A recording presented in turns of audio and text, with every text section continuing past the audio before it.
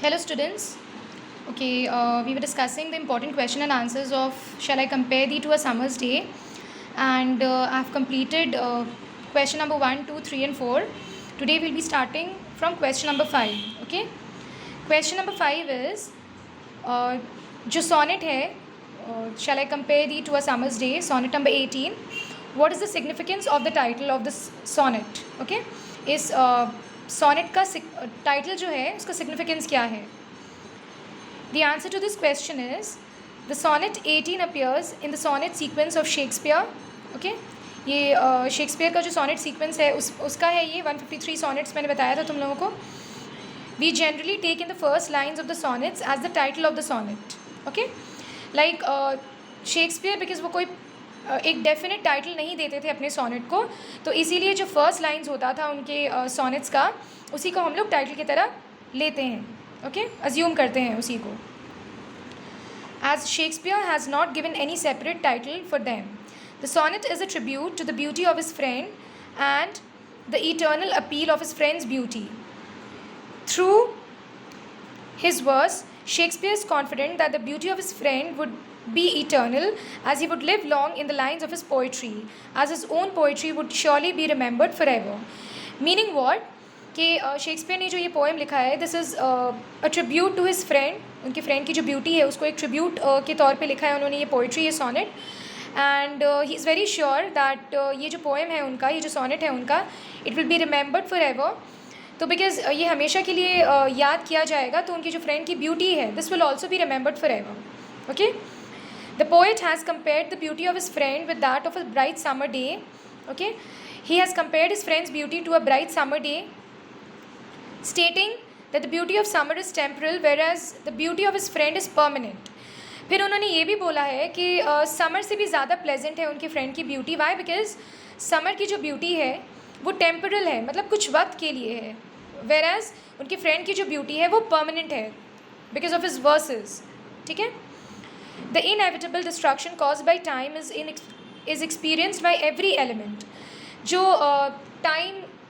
हर time से हर चीज़ में जो तब्दीली आती है, ये जो बदलाव आता है, चेंज आता है, हर चीज़ को वो चीज़ एक्सपीरियंस करना है, वो डिस्ट्रक्शन. लेकिन उनके फ्रेंड की जो ब्यूटी है, the sonnet would mark the victory of his love over the ravages of time. लेकिन उनका सोनेट जो है this will mark the victory, मतलब उनका सोनेट जो है इस चीज़ को भी मात दे देगा, वक्त को भी मात दे देगा, हरा देगा, क्योंकि रावेजेस ऑफ टाइम से वो अपने फ्रेंड की ब्यूटी को बचा सकते हैं through his lines, through his versus. The concluding couplet announces that the transience of time would not be able to destroy his friend's beauty. जो concluding couplet है, what does the couplet say? कि जो transience of time है, मतलब जो time में जो तब्दीली आती है, जो बदलाव आता है, ये भी उनके फ्रेंड की ब्यूटी को चेंज नहीं कर पाएगा, डिस्ट्रॉय नहीं कर पाएगा, ख़त्म नहीं कर पाएगा, which he would make sure to eternalize in his own verse. Okay, because he is making sure, what is Shakespeare making sure of? He is making sure कि जो उनका जो verse है, उनका जो lines है sonnet का, this will eternalize the friend's beauty forever. Okay, all right. The next question is question number 6. The central idea of the poem. Okay, the central idea of the poem क्या है? Main idea क्या है इस poem का? The answer to this question is the poem Shall I Compare Thee to a Summer's Day testifies to Shakespeare's high idealism of love and his glorification of its triumph even over time. वक्त को भी हरा देने की capability है उनके अंदर, जिस तरीके से वो पोएम लिखते हैं. ठीक है, अपने फ्रेंड की ब्यूटी को ग्लोरीफाई करते हैं और जिस तरीके से प्रेस करते हुए लिखते हैं, उनके अंदर ये कैपेबिलिटी भी है, ये कैलिबर है उनके अंदर कि वो समय को भी हरा दें, वक्त को भी हरा दें. The poet pays a tribute to the eternal appeal of his friend's beauty through his verse. Shakespeare is confident that his friend's beauty will surely resist the ravages of time, where even the fairest elements of nature lose its beauty in the course of time. What is he saying? He believes that जो ravages of time है, this will not be able to destroy his friend's beauty, because वो हमेशा के लिए अपने friend की beauty को अपने वर्सेस के थ्रू, अपने पोएम के थ्रू लॉक करके रख दे रहे हैं. Okay, Then he says, but his friend's beauty is everlasting and permanent. The sonnet would mark the victory of his love over time and mark his friend's beauty immortal.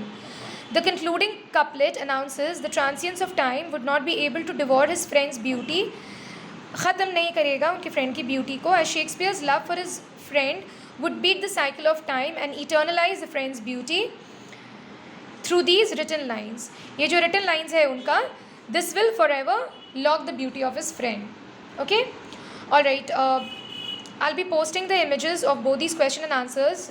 Students, okay, go through the explanation once again, and जो images post करूँगी मैं ये दोनों answers का, please write them down in your notebooks. Okay, that's it.